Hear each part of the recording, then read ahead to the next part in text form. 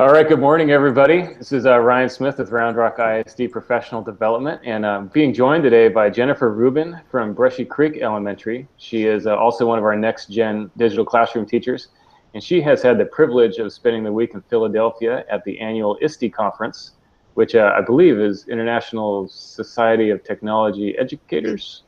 I got that right. All right. And she's presented sessions and she's attended them. So what we're going to do is spend 5 to 10 minutes kind of asking her about how her experience was. And once she gets back to town, then she'll be able to share some more resources and everything with us. So without further ado, Jennifer, just tell us a little bit about yourself. I forgot what grade you teach, and just tell us. Third grade at Brushy Creek Elementary, and this has been my most phenomenal 20th year of teaching, and so I was super excited to be asked to come present on Google Classroom at ISTE. And I presented for Dell and in their learning lounge, and I did an hour presentation on Google Classroom, and it was a packed house, and they just kept coming in, and I was getting more nervous, but it was great. Lots of really good questions, and I was surprised at how many teachers don't know about Google Classroom, and so Round Rock's really got it going on. I got to say, they know we're a little bit ahead of the curve.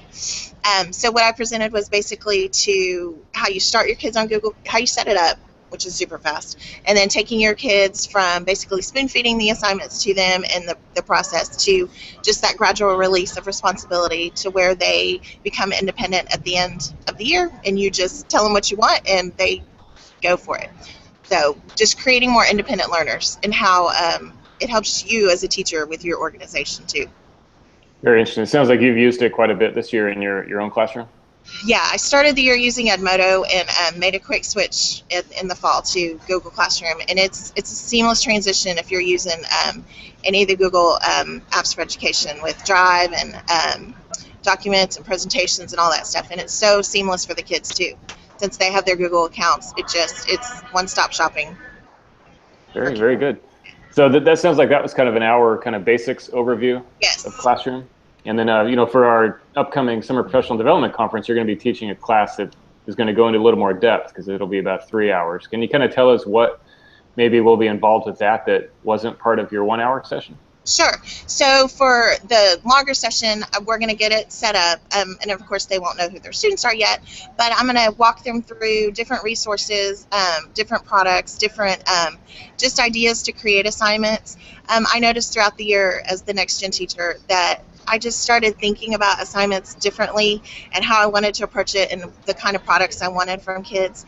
And so it's real overwhelming at first to think about, but as you go along the year, you just cultivate more ideas and resources for your kids. And so that's what I want to share with teachers so they're not scrambling of Google Classroom sounds great, but what do I do with it? So I'm going to give you tons of ideas and resources to actually implement into your classroom. Sounds great. And that class, just for anybody that's interested, is going to be on Tuesday, July 28th. And I'm going to ask Jennifer another question here, but while she's answering that, I will add the eCampus number and how to sign up to my little lower third here at the bottom of the video that we're watching. So Jennifer, also you had the opportunity to go to a lot of sessions and hear some of the keynotes and kind of give us just a real broad overview of what you've learned this week. I went to several test sessions I went to a Makerspace one, using Little Bits. Makerspace is big here as it is across the country, and it's such an exciting time to be a teacher right now. There's so much going on. So I went to a Little Bits one, and that was fun to, we actually got hands-on with the products, and they gave you challenge cards, and I know a bunch of librarians and schools are going to be starting makerspaces, and so there's a lot of resources out there for it, and it looks incredible for kids. I just got out of a Genius Hour session, which I kind of started a little bit last year, and I'm going to do a lot more with it this year. Just got some more resources for that, and that's where it goes with the Google idea of taking 20% of your day to let kids explore on their own, but in the classroom, it looks different because you can't give 20% of your day all the time. But it actually blends in very well with PBL. So I just got some more resources for that. I went to a great one on flipped classrooms as to easier ways to create videos and to get those out to your kids. What else was there? There was one on it was an hour. It was like an hour and a half on all the coolest, newest apps and for kids. And I thought it was just so confirming because Round Rock is already using a ton of those. So I walked away with some new stuff, but this whole conference as a whole has been just hugely confirming for what's going on with technology in Round Rock ISD, because we're doing it right, and we're definitely leading the way, because there was a lot of people furiously taking notes on stuff they'd never heard of before, and it was fun to kind of watch that like, oh, we're doing that, we're already doing that, so we should be proud. That's always good to hear. Yeah. I always hear too about ISTE that has a lot of kind of fun sideshow type events going on, like different I don't know, it's karaoke or different other kind of fun things. Did you get to get involved in any of that? No, I didn't go to any of that. There was a big karaoke last night that Remind kept tweeting about and sending out Remind things about, and it sounded pretty good, but no, I was a homebody last night, went back to the hotel, but the food here has been phenomenal. That's been a fun part, exploring the city, and I'm a foodie, so trying to find new restaurants and things like that. That's been fun. The expo was huge, too. Just tons of vendors and everybody giving out stuff, all the t-shirts and people standing in line. And it's really fun to see small startup companies, like Kahoot was here, and they had just started, I think, in 2011.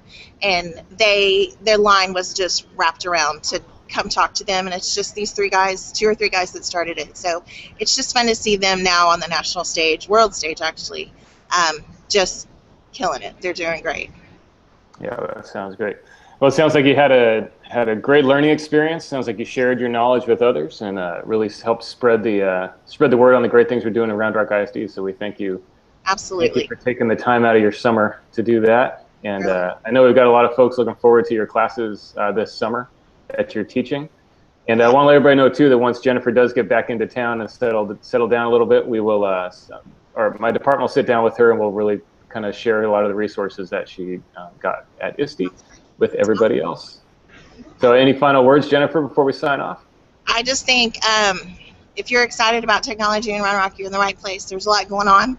And don't be afraid to do a little research and try something new next year with your kids. Oh, that's great. All right, well, thank you for joining us. Have a safe trip back, and enjoy the rest of your time in Philadelphia. Thank you, sir. Have a good day. All right, you too.